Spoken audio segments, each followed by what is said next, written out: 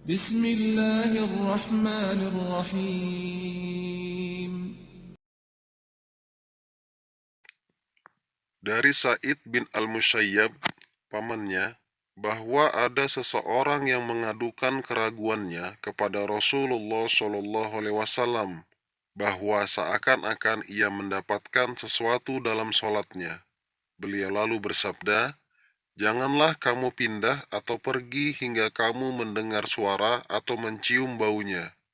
Hadis riwayat Bukhari, hadis nomor 134. Dari Ibnu Abbas bahwa Nabi Shallallahu Alaihi Wasallam tidur sampai mendengkur, kemudian bangun dan mengerjakan sholat.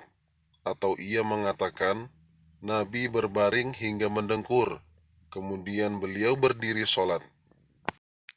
Ibnu Abbas ia berkata, pada suatu malam aku pernah menginap di rumah bibiku, Maimunah. Nabi Shallallahu Alaihi Wasallam lalu melaksanakan sholat malam.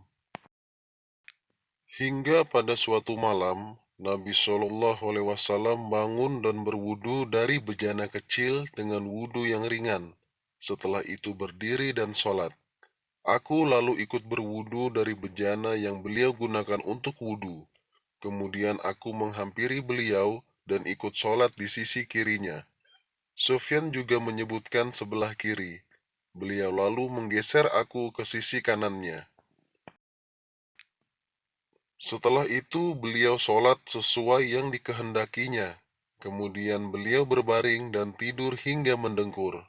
Kemudian seorang tukang azan datang memberitahukan beliau bahwa waktu sholat telah tiba. Beliau lalu pergi bersamanya dan sholat tanpa wudhu lagi.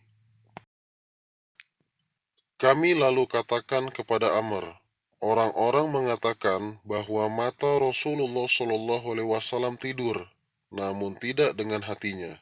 Amr lalu berkata, aku pernah mendengar Ubaid bin Umair berkata, mimpinya para nabi adalah wahyu. Hadis riwayat Bukhari, hadis nomor 135. Dari Usamah bin Zaid bahwa ia mendengarnya berkata, Rasulullah Shallallahu Alaihi Wasallam bertolak meninggalkan Arafah hingga setelah sampai di lembah, jalan di sisi gunung, beliau turun buang air kecil. Kemudian beliau berwudu namun dengan wudu yang ringan. Aku lalu bertanya, apakah akan sholat wahai Rasulullah? Beliau menjawab, sholat masih ada di depanmu. Beliau lalu mengendarai tunggangannya hingga sampai di Musdalifah. Beliau turun dan wudu secara sempurna. Kemudian iqamah dikumandangkan dan beliau pun melaksanakan sholat maghrib. Kemudian orang-orang menambatkan unta-unta mereka pada tempatnya. Lalu iqamat Isya dikumandangkan. Beliau lalu mengerjakan sholat Isya tanpa mengerjakan sholat yang lain di antara keduanya. Hadis riwayat Bukhari, hadis nomor 136. Terima kasih sudah menonton. Semoga menjadi amal ibadah untuk kita semua.